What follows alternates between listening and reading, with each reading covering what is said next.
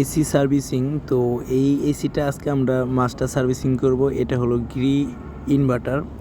তো এই এসিটা আমরা প্রথমে আগে চালাই দেখলাম আসলে কি সমস্যা আছে।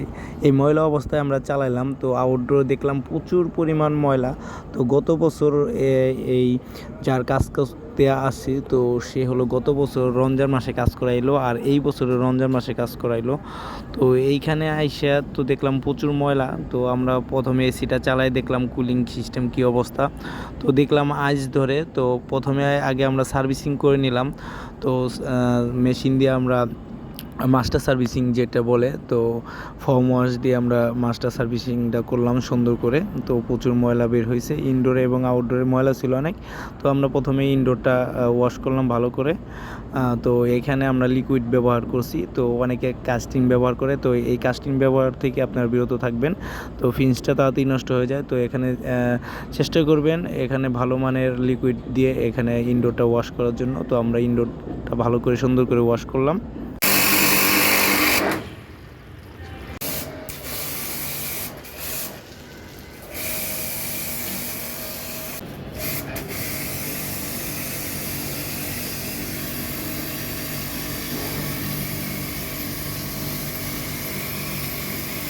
তো আউটডোর দেখেন কি পরিমাণ ময়লা হয়েছে।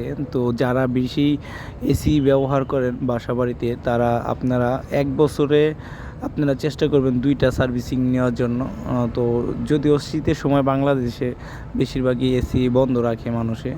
তো আমরা এটাকে ভালো করে ফর্ম ওয়াশ করলাম। তো প্রচুর পরিমাণ ময়লা বের হয়েছে, ইনডোরের চেয়ে আউটডোরে বেশি।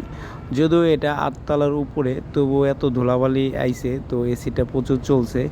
তো সঠিক টাইমে যদি আপনারা এসি সার্ভিসিং না করেন, দেখবেন কি আপনার ইনডোর লিক হবে। তো এই ইনভার্টারগুলো কিন্তু এটা কমন একটা সমস্যা। তো ইনভার্টার এসি কিনবেন, কিন্তু আপনি সঠিক টাইমে মেনটেনেন্স করবেন না, তাহলে কিন্তু আপনার এই সমস্যা হবে। তো এটা আমরা এই ইনভার্টারটা আবার সার্কিটটা খোলা অবস্থায় আছে ভিতরে। তো এটার আবার কেসিং ব্যবহার করে নাই। তো এটাকে আমরা ভালো করে পলিথিন দিয়ে আটকে তারপরে ইনডোরে টপ কভার খুলে তারপরে ওয়াশ করলাম। তো কী কারণে টপ কভার খুললাম, প্রথমে হলাম আমরা ময়লাগুলো ফালাইলাম। তো দেখা গেছে বাহিরে দিয়ে যদি আমরা মেশিন দিয়ে ওয়াশ করি, তো অনেক ময়লা ফিন্সের ভিতরে থাকে। তো সেই কারণে ভিতর দিয়ে মারতে হয়। তো সেই কারণে আমরা টপ কভারটা খুলে তারপর মেশিন দিয়ে আমরা ফোম ওয়াশ করলাম।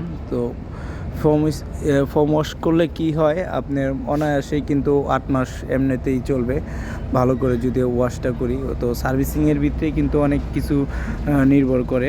তো আমাদের সার্ভিসটা সবসময় ভালো দিতে চেষ্টা করি, যেন কাস্টমার সন্তুষ্ট থাকে, তো টাকাটাও হালাল হয়। তো আমরা মাস্টার সার্ভিসিং 1000 টাকা করে থাকি। তো এটা শুধু ঢাকা সিটির জন্য।